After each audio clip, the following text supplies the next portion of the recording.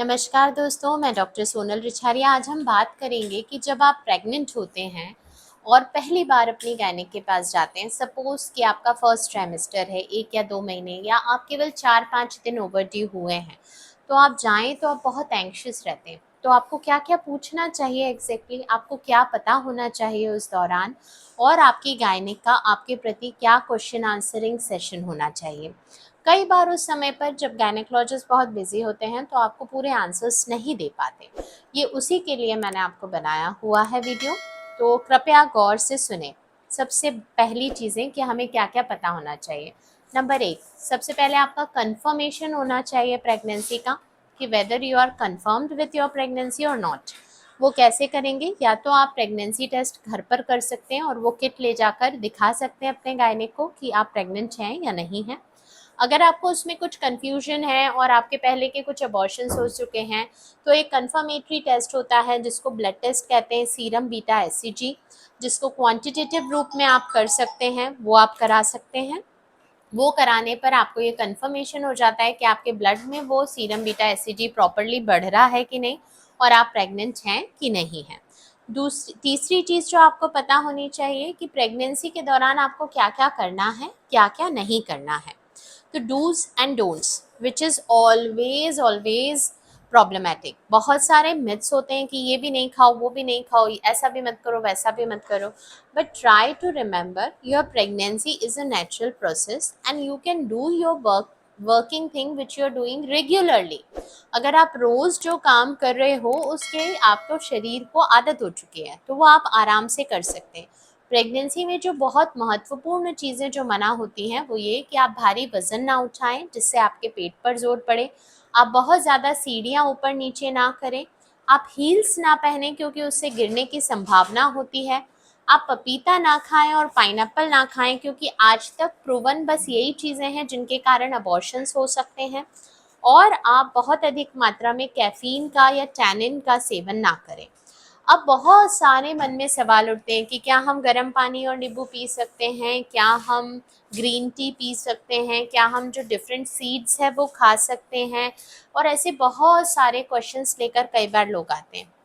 देखिए, एक ही चीज़ बहुत सीधी-सीधी है, जो आप रूटीनली कर रहे हैं, अगर आप रोज़ गर्म पानी पीते हैं, तो आप पी सकते हैं। गर्म पानी पीने से एकदम से कुछ नहीं होगा। बहुत हाई टेम्परेचर पे मत पीजिए, पर नॉर्मल गुनगुना पानी आप पी सकते हैं। सेकेंडली, डिफरेंट सीड्स खा सकते हैं कि नहीं, तो बहुत सारी सीड्स नहीं खा सकते क्योंकि कई सीड्स जो होती हैं वो परगेटिव होती हैं, यानी जिससे दस्त होने की संभावना होती है, और अगर आपको दस्त लगते हैं तो आपको अबॉर्शन होने की संभावना भी बढ़ जाती है। तो कोशिश करें बहुत तरह की सीड्स ना खाएं। फिर एक और प्रश्न कि हम गर्म चीज़ें खा सकते हैं कि नहीं। गर्मी के दिनों में अधिकतर लोगों का क्वेश्चन होता है कि क्या हम आम खा सकते हैं।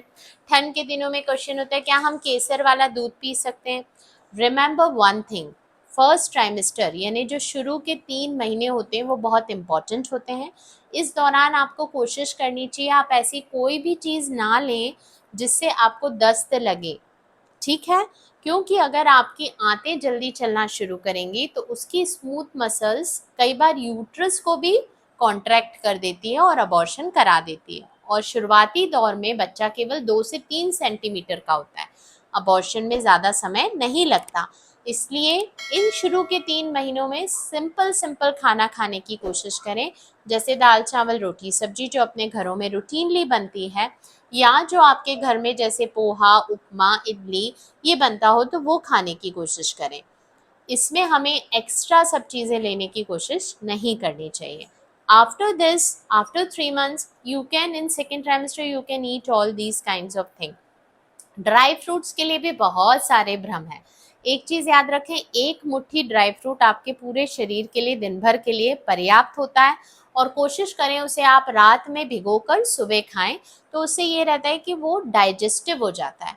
वो ड्राई फ्रूट लेने में कोई भी दिक्कत नहीं, पर आप बहुत अधिक मात्रा में ले लेंगे तो बट ऑब्वियस है कि वो आपके लिए प्रॉब्लमेटिक होगा। हमेशा ये चीज़ याद रखें, कोई भी चीज़ थोड़े से अमाउंट में लें। 2 चम्मच 2 मिनट वाला जो 2 घंटे वाला जो एक नियम है वो बहुत सरल है। अगर आप कोई भी चीज़ कम मात्रा में लेंगे आपको कभी भी कोई परेशानी नहीं होगी। तो याद रखिए, बहुत सारे डाउट्स ना रखें, डूज एंड डोंट्स में बहुत सारे मिथ्स ना पालें। कोशिश करें कि ये प्रेगनेंसी नेचुरल प्रोसेस है, उसको नेचुरल तरीके से जाने दें। सिर धोने से कोई प्रॉब्लम होती है क्या? ये भी एक बहुत कॉमन क्वेश्चन है। प्लीज़, आप क्या 9 महीने बिना सिर धोए रहेंगे? ऐसा संभव नहीं है, इसलिए आपके बाल धोने से पीरियड नहीं आएगा। Don't worry about it. अगर आपकी और भी कोई ऐसे मिथ्स हो, कोई भी प्रॉब्लम हो, तो आप कमेंट में ज़रूर दें, हम उसके बारे में आपको अवश्य बताएंगे। धन्यवाद।